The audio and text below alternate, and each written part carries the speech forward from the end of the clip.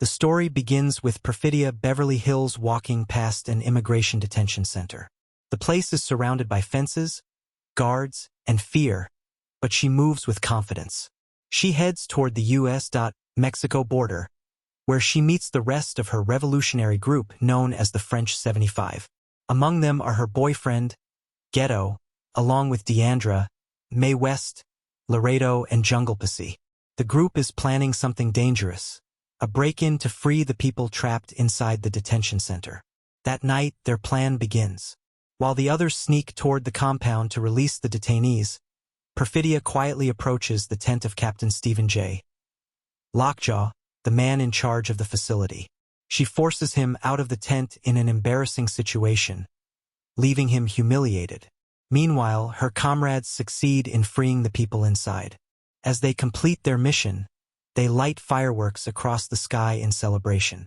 Lockjaw, furious and humiliated, tells Perfidia that he will come after her one day. The group escapes in their truck, cheering, and Pat and Perfidia share a passionate moment in the back. After this, the French 75 continue their attacks. They plant a bomb in a politician's campaign office and destroy an electrical tower, causing a blackout across the entire city. All this time, Lockjaw is quietly watching them and paying very close attention to Perfidia. The group gets ready to rob a bank. But during the preparation, Lockjaw catches Perfidia trying to plant a bomb. Instead of arresting her, he offers her a dark deal. He will let her go if she agrees to meet him privately.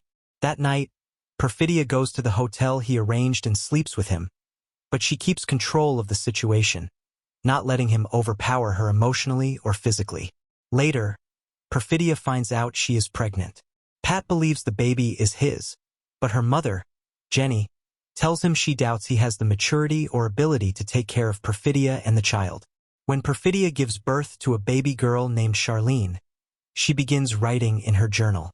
She confesses that she feels strangely jealous of her own daughter because Pat has started giving his entire life to Charlene.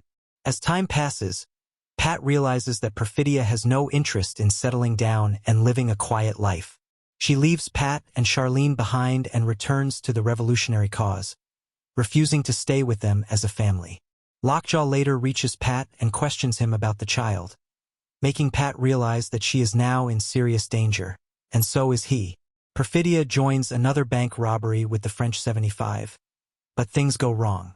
A security guard reaches for his gun, and Perfidia shoots him, killing him instantly. A high-speed chase follows through the city streets, and Perfidia eventually escapes on foot.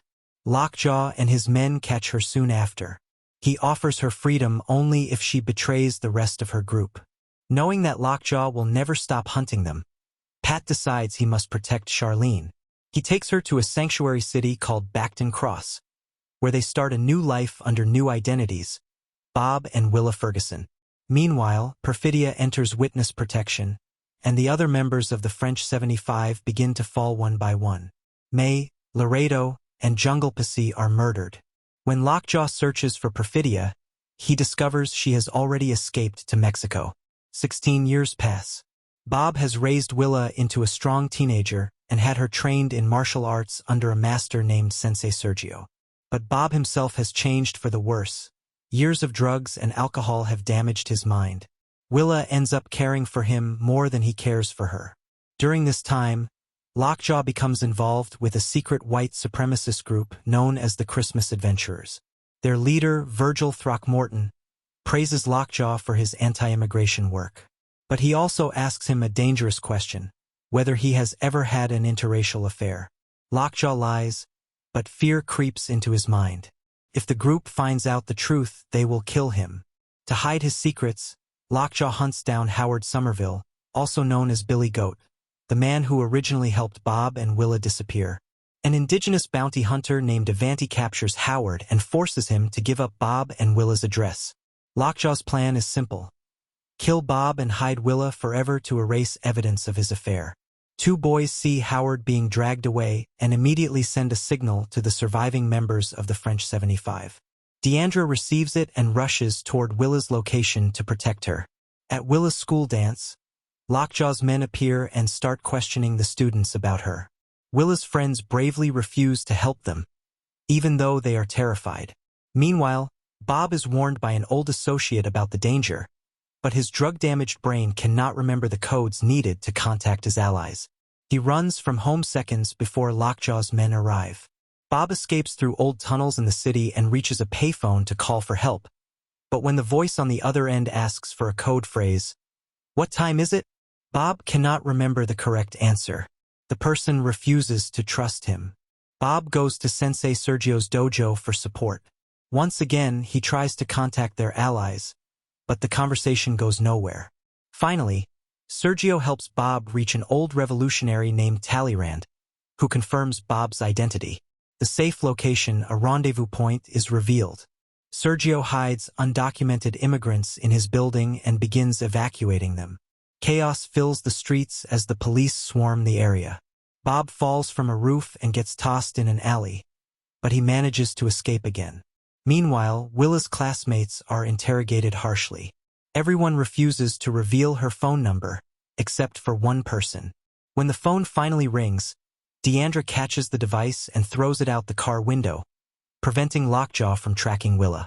Deandra brings Willa to the rendezvous point, a secret convent run by revolutionary nuns. At first, they call Perfidia a rat for betraying the French 75 long ago, but they eventually trust Willa and let her stay. Willa feels heartbroken when she learns the truth about her mother. She wasn't the hero Bob always claimed she was. In the meantime, the Christmas adventurers hold a secret meeting. They discuss the rumor of Lockjaw's interracial affair and the existence of his mixed-race daughter. To them, this is unforgivable.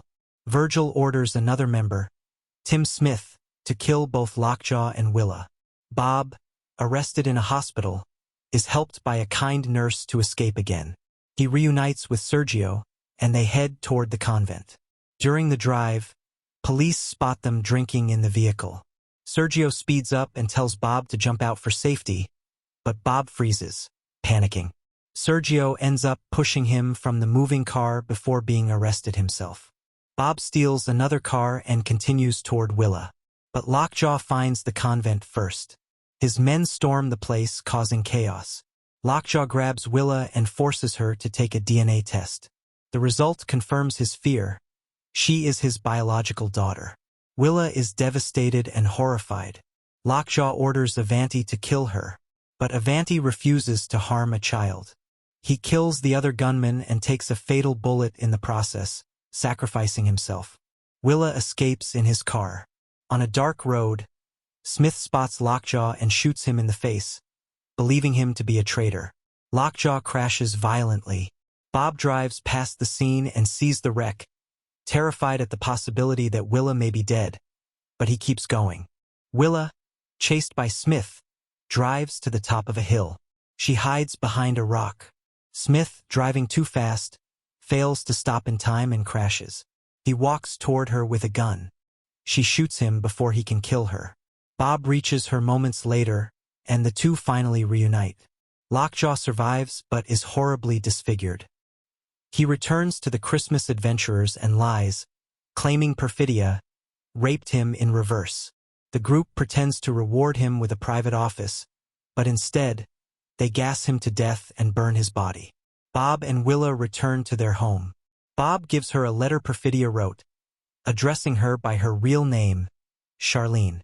Willa finally understands her mother's pain and reasons, and she finds peace. As protests rise in Oakland, Willa decides it's time to join the movement. She hugs Bob one last time and walks into her future with courage.